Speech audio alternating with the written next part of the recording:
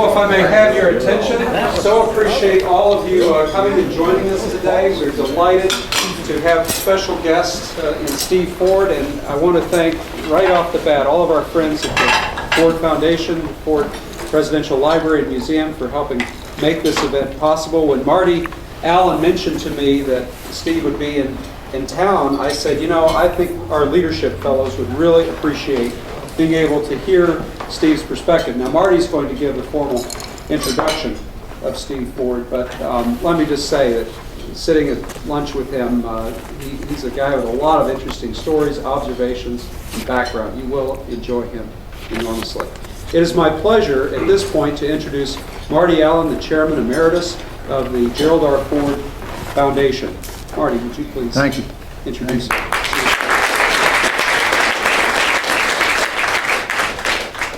Well, I'm finally enjoying my emeritus title after holding it for a little over a year or so. And the reason I have are three people that are here that are making that possible. Joe Calaruso, who's the new executive director of the foundation. Elaine Didier, who's the director of the museum library. And Diane Van Allsburg, who is the administrative assistant for the whole foundation and has been with me since you were there with the museum before I started, but it's been around 81 when I started. So those are the people who have allowed me now to enjoy my emeritus title. We all know that on August 9th, 1974, there was a rather dramatic change in the president's life. And at that same time, it certainly affected all of his children, too, not the least of which is Steve. And he'll talk a little bit about that today. Among other things, currently he does a number of guest lectures on a variety of subjects that we will cover some of that today, but he's a very popular person on the circuit.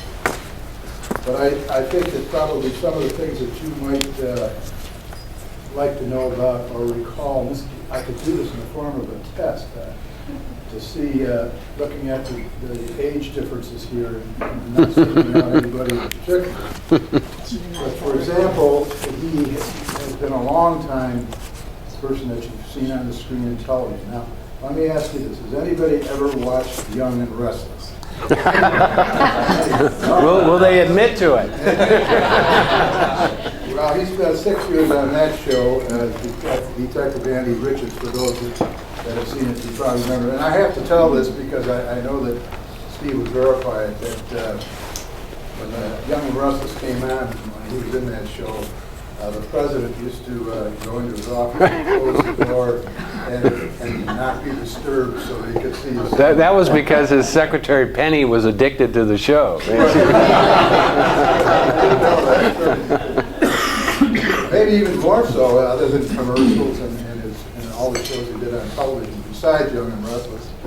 He's really well known for being in movies. Now this is going to really be a test.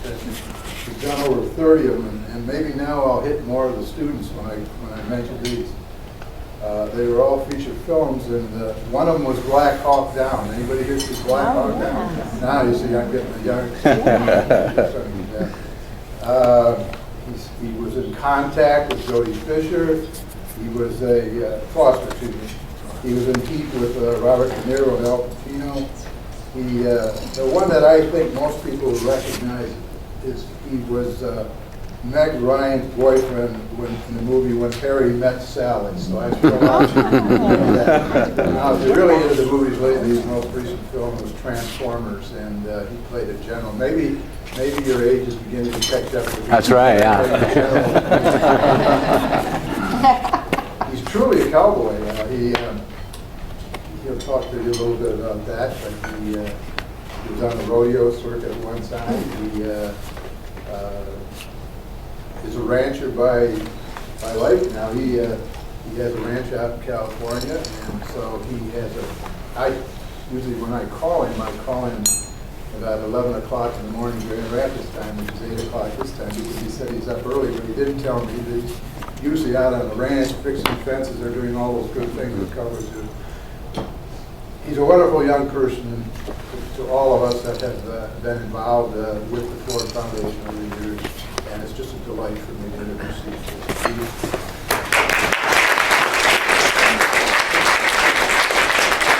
Thank you, Marty. Thank you very much. And